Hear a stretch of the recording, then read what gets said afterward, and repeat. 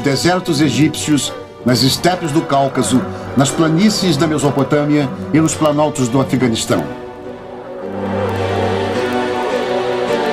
Quem é este homem que, como ninguém antes conhecido, tem o ímpeto de conquistar povos e países e apoderar-se de imensas riquezas? O que contam os historiadores, o que é invenção, o que é fato, o que é lenda? Em apenas 11 anos, ele forma o maior império já visto. No auge do poder, ele morre com apenas 33 anos, porém continua vivo até hoje. Amado e odiado pelos povos, respeitado e desprezado pela posteridade, obcecado pela loucura de dominar o mundo, Alexandre, o Grande.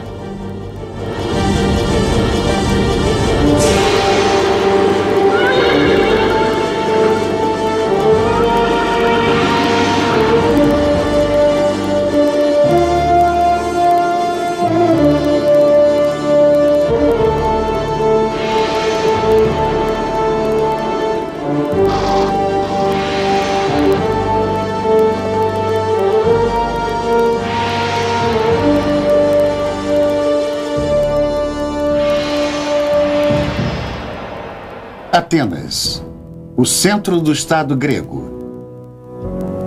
Batalhas pelo poder abalam o berço da democracia moderna desde meados do século IV a.C. Um pequeno povo conseguiu conquistar a supremacia: os macedônios. No palácio de Agai são planejadas as batalhas de conquista. Alexandre nasce num mundo de guerras e intrigas. Seu pai, Filipe II, tinha formado o exército mais combativo da antiguidade. A história de Alexandre começa com uma lenda. Filipe desiste da compra de um cavalo, pois este era indomável. Alexandre, ainda menino, observa que o cavalo teme a sua própria sombra. Agarra suas rédeas, o gira na direção oposta do sol e obtém sucesso. Assim descreve a cena o historiador grego da época. O rei presenteia o príncipe com o cavalo, que ele chama de Bucéfalo, e diz: "Meu filho, procure seu próprio reino. Esta Macedônia é pequena demais para você." Alexandre é educado com o espírito grego. Seu professor Aristóteles lhe ensina ciências naturais e arte, literatura e política. Alexandre está com 20 anos. Seu relacionamento com o pai é tenso. Filipe é assassinado no teatro na frente de todos. Como herdeiro do trono, ele assegura seu poder, mandando eliminar inúmeros parentes e todos os possíveis rivais. A guerra contra os persas, arqui-inimigos dos gregos, serve para fortalecer seu próprio poder. Ele busca no oráculo de Delfos a previsão de sua vitória. A sacerdotisa se nega a recebê-lo neste dia e ele força sua entrada no templo. Ela grita com raiva: "Você é imbatível." Ele transforma a palavra em invencível. Na primavera de 324 a.C., ele parte para leste, liderando 60.000 soldados em direção ao futuro incerto. A pequena Macedônia se estendera e toda a Grécia se encontrava sob seu domínio. O próximo adversário, o Império Persa, que abrangia as regiões costeiras da Ásia Menor, o Egito, o Oriente Médio, as regiões onde hoje são o Afeganistão, o Paquistão e algumas partes da Índia.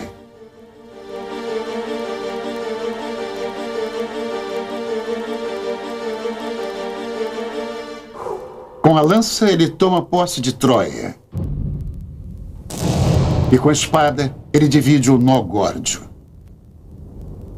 O nó górdio unia de maneira insolúvel o jugo do varal da carruagem real de Górdio. O oráculo prometia àquele que conseguisse desfazer o nó de Górdio o poder sobre toda a Ásia. Alexandre destrói o nó. O caminho para a Ásia está livre. Alexandre conduz seu comboio para o sudeste. O grande monarca Dario sai da Babilônia ao seu encontro. No ano de 333 a.C. tem início a grande batalha de Issus.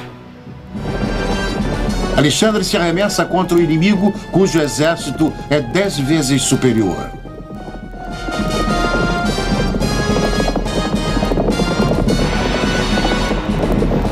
Dario quer esmagar o verme, como ele havia apelidado Alexandre. Alexandre consegue avançar até a carruagem real persa. Seu espírito de luta e sua estratégia vencem o pesado mecanismo bélico dos persas. Dario é derrotado e foge. A vitória de Alexandre é proclamada. Alexandre, porém, ainda não atingira o seu objetivo. Dario não desistira. Ele forma novas tropas no interior, enquanto Alexandre se dirige para o sul, para o Egito. O reino dos faraós se encontra sob jugo persa. Alexandre se aproveita desta situação e chega como libertador e não como conquistador.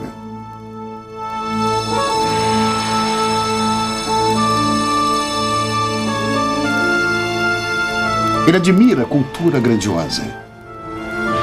Faz oferendas de acordo com os costumes do país e se veste com trajes egípcios.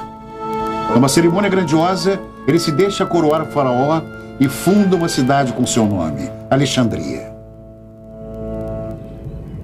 Fortalecido pelo oráculo dos sacerdotes e declarado faraó do Egito e filho de Deus, ele marcha ao encontro do rei persa. Narra-se detalhadamente sobre suas decisões desde muito jovem, sua bravura e seus atos heróicos. Porém, nada é narrado de seus bravos soldados guerreiros, nem do séquito de tropas não combatentes.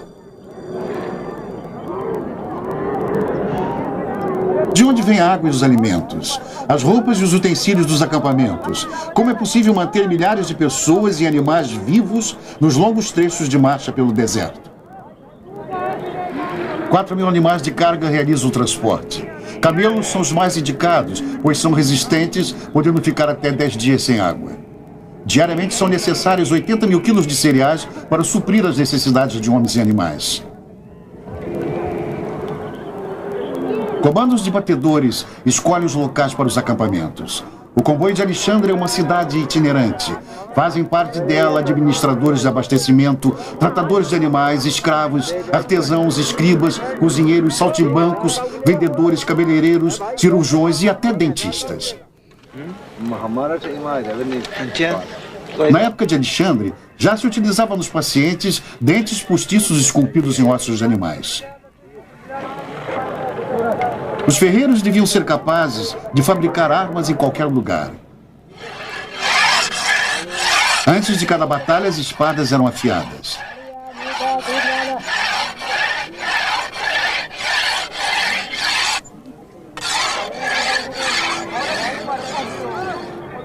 Oito 8.000 cavalos faziam parte do comboio de Alexandre. Através da criação, seu número é mantido constante. Aproximadamente 200 ferreiros estão a serviço do exército. E tudo custa dinheiro. Os artesãos, as provisões e tudo que é necessário para complementar a maquinária bélica. Alexandre precisa da próxima batalha para ter lucro.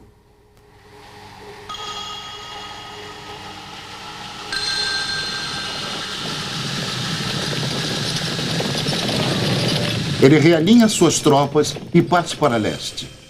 Seu destino é a Mesopotâmia e o exército do rei persa. Segundo a lenda, se Alexandre vencesse, conseguiria a imunidade real. Ao amanhecer do dia 1º de outubro de 331 a.C., teve início a terrível carnificina que entrou para a história como a Batalha de Galgamela. Dario estava em vantagem, pois mandou nivelar as planícies para dar maior agilidade a seus carros de combate. Mas como na batalha anterior, ele é tomado de pânico e foge. E como se a história se repetisse, Alexandre sai vitorioso sem ter propriamente vencido. As maiores vitórias de Alexandre são vitórias presenteadas. Ele é proclamado rei da Ásia por seu exército. Dario acredita que enquanto ele viver, a Pérsia não poderá ser destruída. Porém, o exército persa, apesar de muito mais numeroso, teme a tática de Alexandre, a abordagem oblíqua e as longas lanças, armas macedônicas que não permitiam a aproximação do inimigo para a luta. Já o rei Filipe, pai de Alexandre, devia sua supremacia a estas armas prodigiosas. No campo de batalha de Galgamela, Alexandre parte para o sul. Seu objetivo é a rica Babilônia, da qual hoje não resta mais nada. Uma reconstrução nos deixa apenas adivinhar a grandiosidade da Torre de Babel. Os gregos admiram a maior cidade do Oriente Médio. Em marcha triunfante, Alexandre entra na cidade.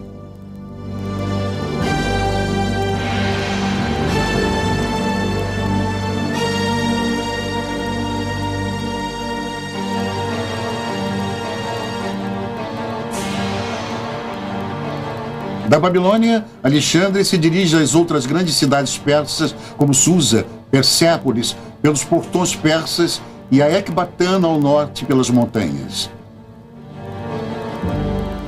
Há muito que a marcha, com sede de vingança, motivo da partida dos soldados gregos, terminara, mas Alexandre continua.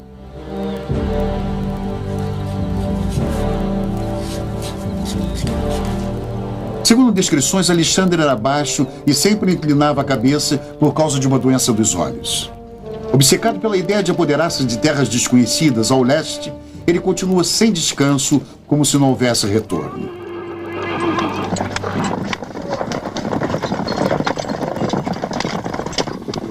Susa cai em suas mãos sem luta, e com a cidade o grande tesouro real.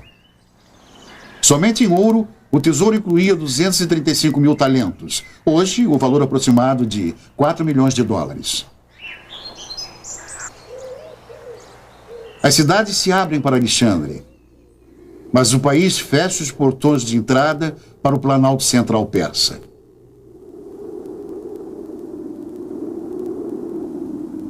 Com grandes perdas, Alexandre consegue conquistar Persépolis e a majestosa residência de Dario, situada além da cordilheira. Um relevo em Persépolis mostra uma delegação de Bactria, hoje Afeganistão, a caminho de uma audiência com o monarca. Os relevos dos muros da cidade são documentos da história da antiga Pérsia. Os guardas de Dario desertam, passando para o lado de Alexandre. Ele ocupa o trono do monarca persa e assume o cerimonial da corte.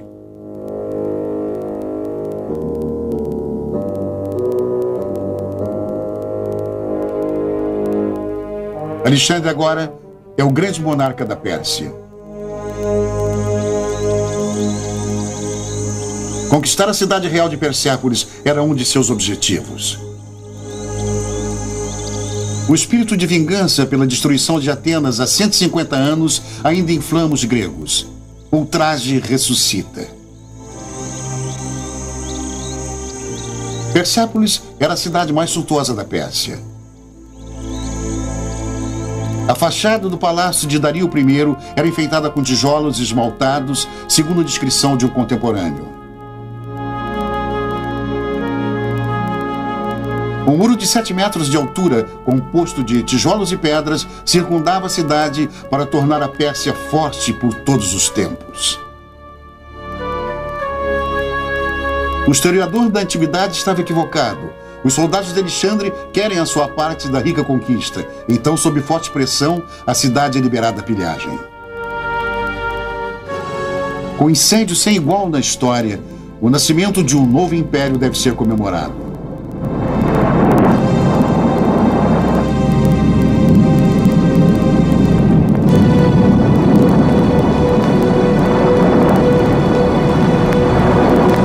Segundo a lenda, a prostituta Thaís lhe sussurra para jogar a primeira tocha.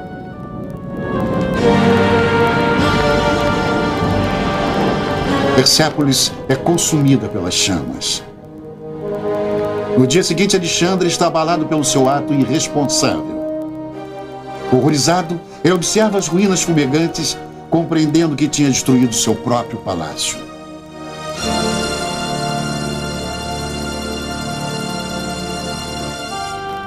Ele também toma conhecimento de que não pode reger este país gigantesco como conquistador. Então ele se reconcilia com os persas, se veste com suas roupas e introduz costumes persas à sua corte. Agora ele não é mais o primeiro entre iguais como na sociedade nobre da Macedônia. Como soberano oriental, ele agora exige honrarias como a prosternação e a saudação submissa da mão à boca. Seus fiéis seguidores acham este costume humilhante e protestam, porém em vão. A população das regiões montanhosas no interior da Pérsia até hoje é indiferente a quem detém o poder nas longínquas metrópoles. Ela jamais conseguiu ser subjugada. O caminho através das montanhas de Zagros, tomado pelos soldados de Alexandre, continua igual até hoje, por onde passam nômades 2 vezes por ano. É um caminho perigoso e que cobra seu tributo. Um jumento cai no rio caudaloso.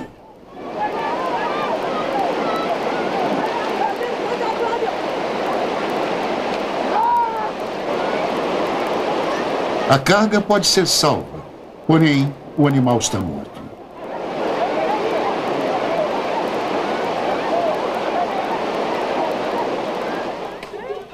Onde hoje atravessam de 10 a 20 animais, passavam antigamente apenas 2 cavalos.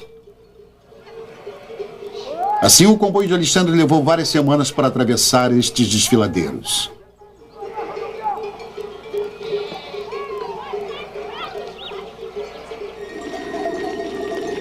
Um desfiladeiro ao norte da Pérsia, perante a cidade de Ecbatana.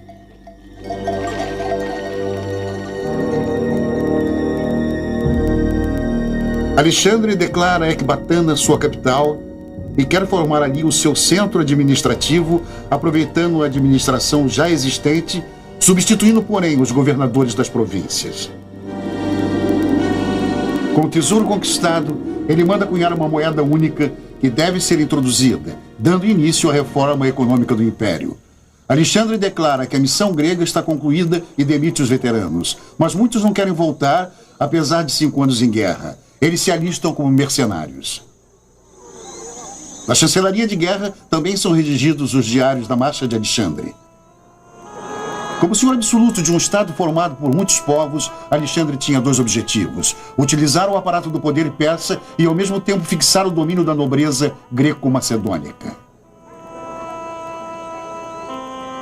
Por fim, apenas 1/4 de seu exército é composto por macedônios e gregos. O seu comboio é marcado por características orientais.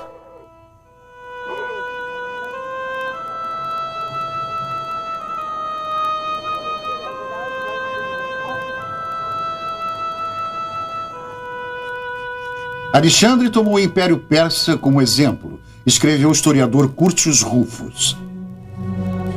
Alexandre conquista o poder às custas de seu próprio povo. Inicia-se a oposição. Cleitos, o orador, a quem Alexandre deve sua vida, acusa-o de ter traído os macedônios. No calor da briga, a maldição. Alexandre, entorpecido pelo álcool e pelos tóxicos, levanta-se, toma a lança de um dos guardas, segue o amigo e o mata.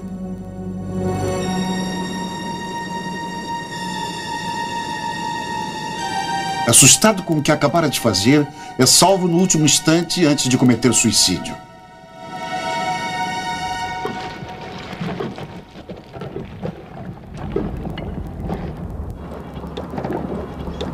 Alexandre expande seu império. Fundar cidades faz parte de sua política. Feridos e veteranos que não podem mais lutar são estabelecidos. Guarnições são erguidas. Sistematicamente formam-se cidades administrativas, comerciais ou fronteiriças, todas com seu nome, Alexandria. Os historiadores contam 70 cidades fundadas. 24 são comprovadas até hoje. Alexandre avança até o rio Oxus, ao norte do Afeganistão, fundando uma cidade onde hoje estão as ruínas de Takiti e Sangin.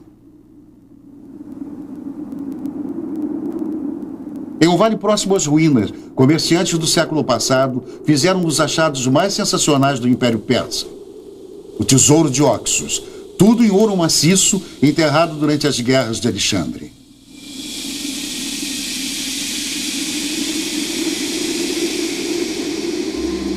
A peça mais suntuosa era uma carruagem de guerra que, como todas as outras peças, provém do templo de Takiti Sangin.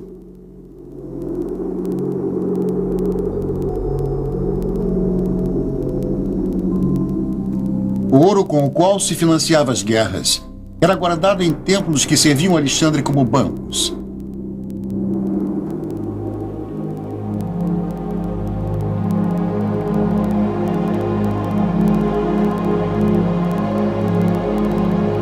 Estes depósitos estavam espalhados por todo o império.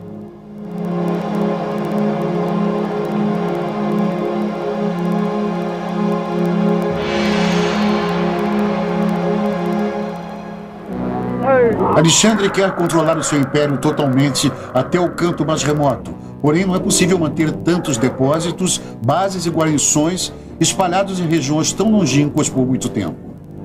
Ataques de tribos nativas os obrigam a bater em retirada.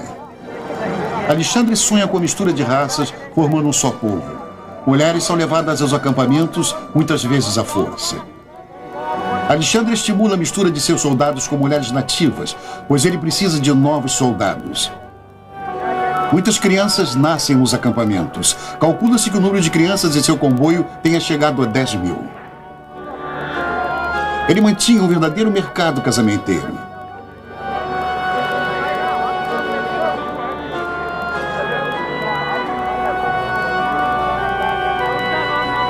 Mais de 10 mil macedônios tinham se juntado com mulheres asiáticas. Segundo a lenda, Alexandre, que não demonstrava muito interesse por mulheres, se apaixonou perdidamente por Roxane, uma princesa afegã. Na legendária cerimônia de casamento em massa de Susa, celebrou-se o casamento de 1000 soldados com mulheres nativas de uma só vez. Das montanhas e dos desertos da Pérsia, avança-se em direção às estepes ao norte. Seus habitantes resistem às investidas de Alexandre. Segundo a lenda, esta é a terra das Amazonas. A tribo de mulheres guerreiras desafia Alexandre para uma batalha. Após a vitória de Alexandre, a rainha das Amazonas teria exigido um filho dele. Fantasias da antiguidade. Os historiadores escreveram que Alexandre dera um exemplo de sua grandeza no deserto. Fazia calor e os soldados tinham sede. Alguém entregou a Alexandre um elmo com água. Ele, porém, derrama a água na areia, dizendo: "Como eu posso beber se meus soldados não têm nada para beber? Altruísmo, simpatia ou apenas um ato calculista para unir as tropas a ele?" Elefantes que, por sua natureza, são inaptos para subir em montanhas, são úteis ao exército de Alexandre. 100 anos antes de Aníbal cruzar os Alpes, eles atravessaram penosamente as montanhas que separam o Afeganistão da Índia.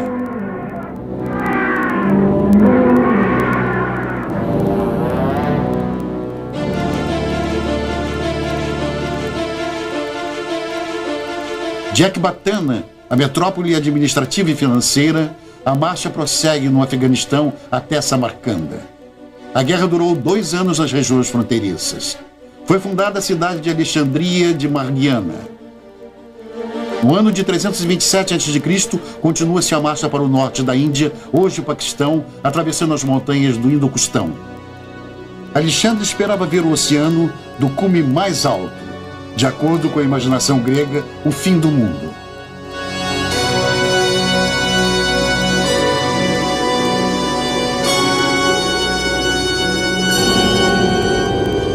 Mas só se enxergava montanhas e geleiras.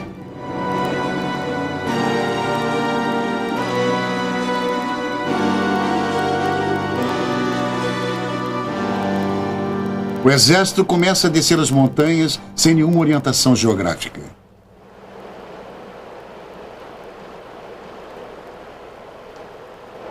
Era este rio afluente do Nilo? Estas cidades por eles destruídas estavam próximas do Egito? Seguindo este rio chegariam ao Mediterrâneo? Como Alexandre poderia conquistar o mundo sem saber onde se encontrava? O historiador Arriano conta que Alexandre reconhecera antepassados dos gregos em um povo ao norte do Paquistão. Dionísio, o deus do vinho, não foi até a Índia? Vinhedos iguais aos da Grécia crescem na região montanhosa da cidade de Nisa. Vinha e era são atributos do deus grego Dionísio.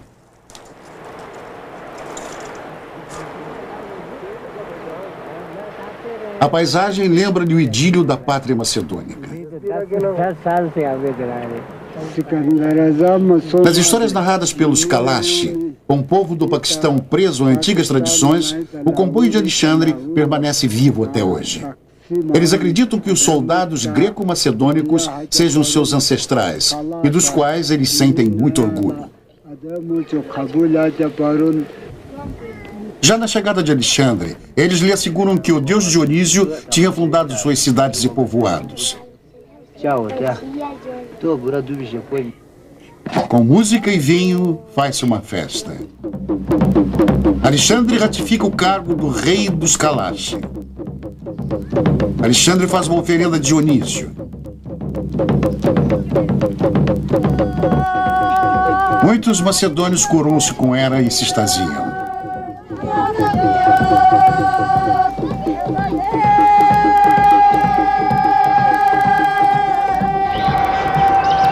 A prova da veracidade desta lenda é o costume dos Kalash de colocar seus mortos em caixões de madeira e não enterrá-los, o que também era costume na Macedônia de Alexandre.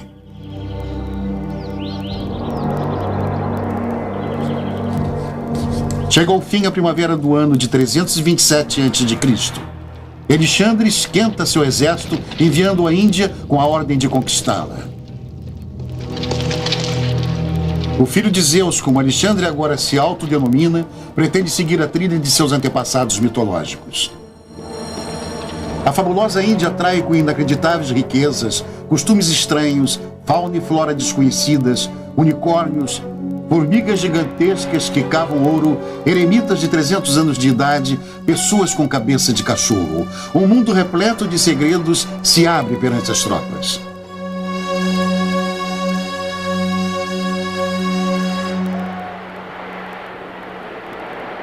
Nas férteis planícies, Alexandre se apodera de 230 mil cabeças de gado.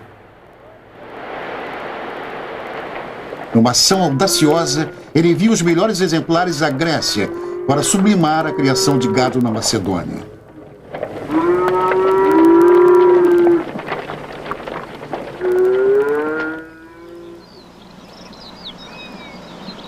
Segundo a mitologia, Hércules, um semideus grego, a quem Alexandre também considerava um antepassado seu, também já estivera na Índia, tendo fracassado no Monte Aornos. Alexandre espalha o boato de que a fortaleza neste monte, a 2.000 metros de altura, é invencível. Depois ele a toma, provando a todos sua força divina.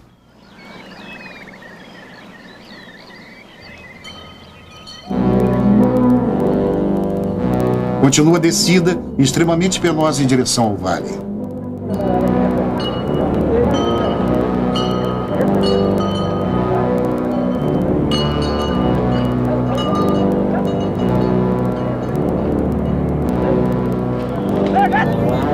Na primavera de 326 a.C., Alexandre chega ao rio Indo. Como saudação, o amistoso príncipe hindu Taxílis lhe envia tantos elefantes que os macedônios pensam se tratar de um ataque. O exército atravessa o rio de 1 quilômetro de largura.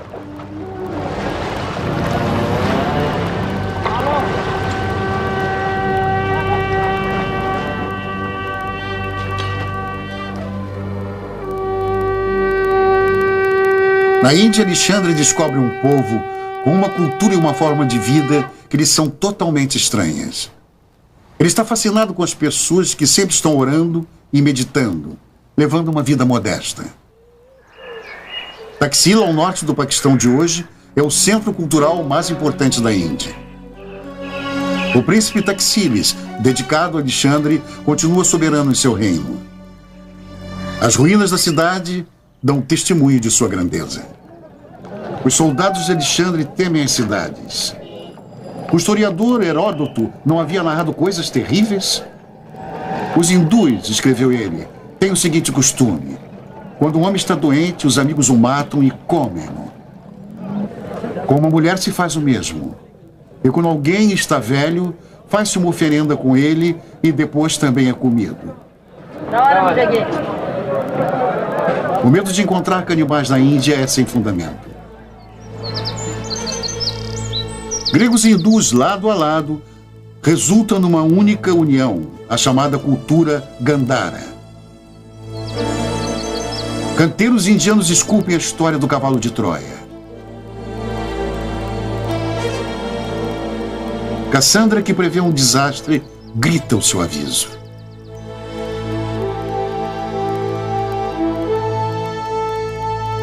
Aqui a cabeça de Alexandre em estilo budista indiano. Alexandre quer o poder sobre toda a Índia. Ele não admite que jamais será possível dominar aquele mundo estranho.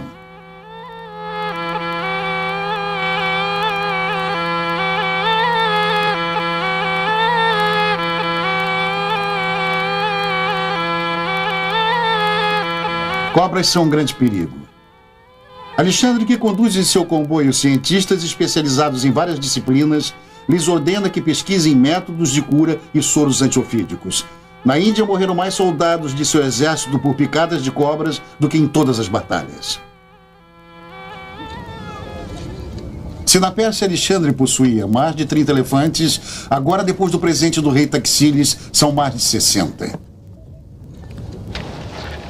O próprio Taxílides lhe disse: o que você deve temer na Índia são os elefantes.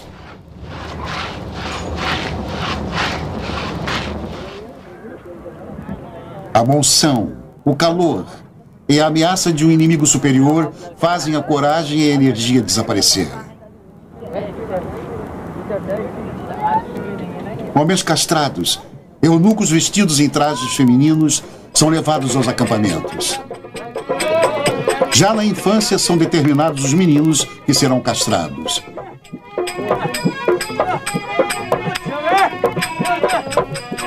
Hoje, como antigamente, artistas para diversão. Festas com danças e bebidas devem levantar o moral das tropas que estão marchando há quase uma década.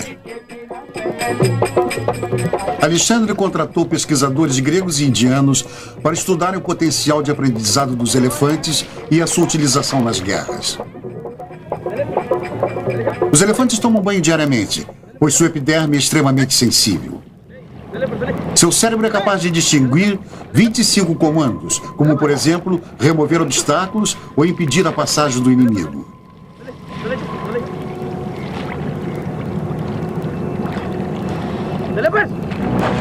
Na batalha, eles pisoteiam tudo que se encontra à sua frente.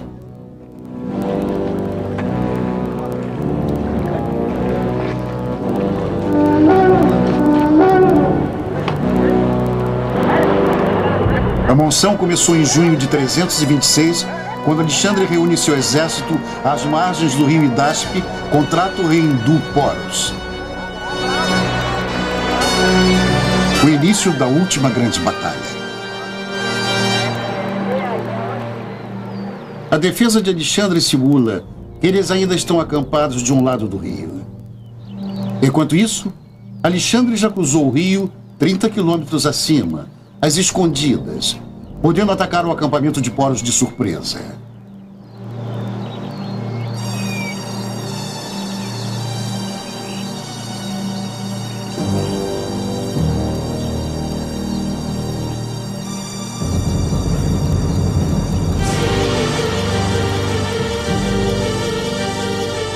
As bases móveis de Porus são auxiliadas pela infantaria. Infantaria também do lado de Alexandre. Foi a Batalha dos Elefantes. Alexandre não tinha nenhuma chance contra um número muito maior de elefantes de Porus. Porus avançou com toda a força.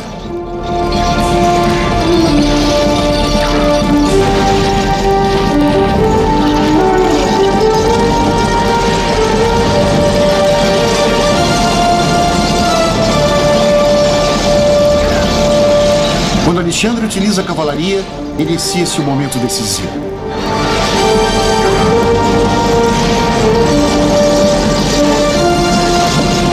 Agora inicia-se a luta corpo a corpo. Horus luta sobre seu elefante e é ferido mortalmente. E assim a batalha foi decidida.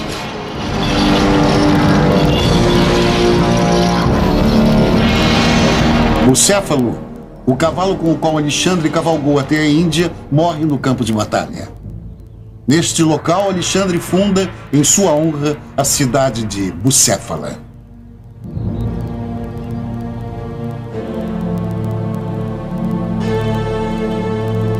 Após a batalha, Alexandre visita Poros ferido e pergunta como este gostaria de ser tratado. Poros responde: trate-me como um rei. Alexandre aceita, não por generosidade, mas sim por cálculo político, pois sabe muito bem que seu poder fracassaria sendo ele um estranho na Índia.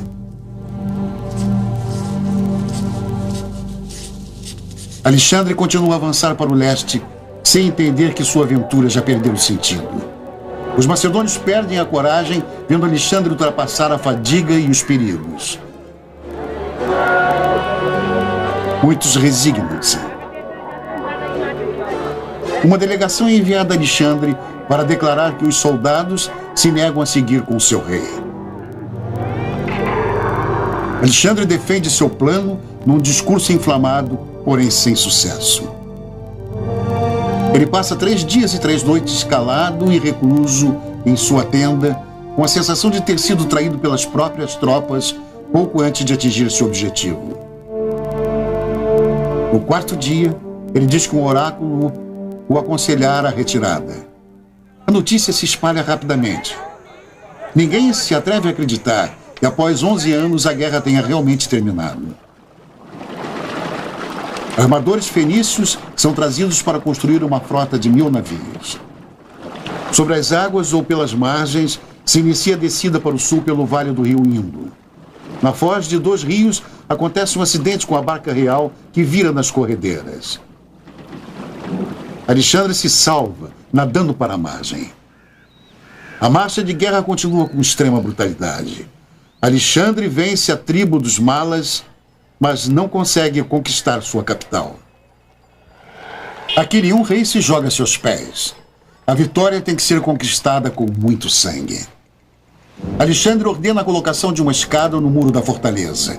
Ainda no comando, ele sobe impetuosamente. Com o peso dos outros soldados, a escada quebra e Alexandre pula para dentro da fortaleza.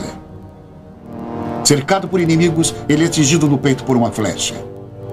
Seus soldados o salvam no último minuto.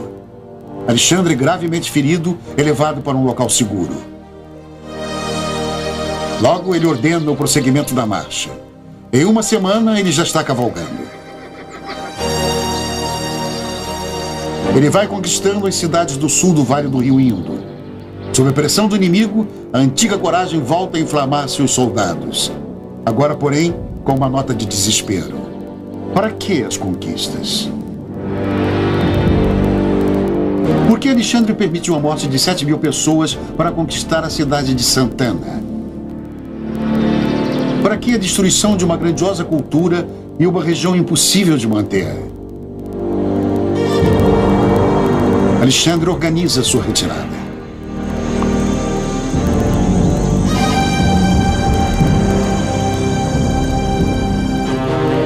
De Alexandria no Indo, o caminho segue por 3 etapas até a Pérsia. A primeira ao norte, diretamente para o oeste. A segunda passa pela cidade de Patala até a foz do Indo, depois atravessando o deserto. A terceira etapa segue de navio, costeando o Golfo Persa.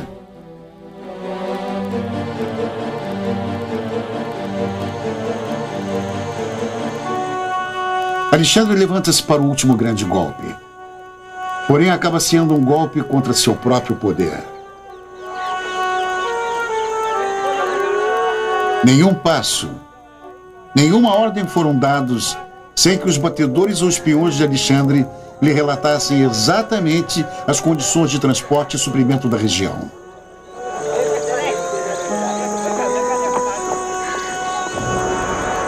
Mas agora ele ordena a marcha pelo deserto, sabendo que é uma marcha para a morte.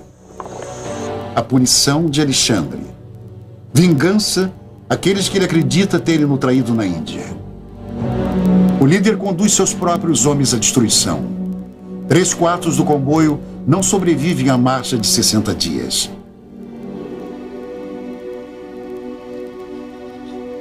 De volta à Pérsia, Alexandre organiza seu reino, forma novas tropas, divide o poder entre vencedores e vencidos. Ele morre de repente na Babilônia, de uma picada de mosquito, malária. Ainda no seu leito de morte, ele planeja a conquista da Arábia e da África. A Babilônia seria o centro de sua vida, mas foi a última estação de seu domínio. Um domínio marcado pela obsessão, pela teimosia, pela barbárie, pela loucura.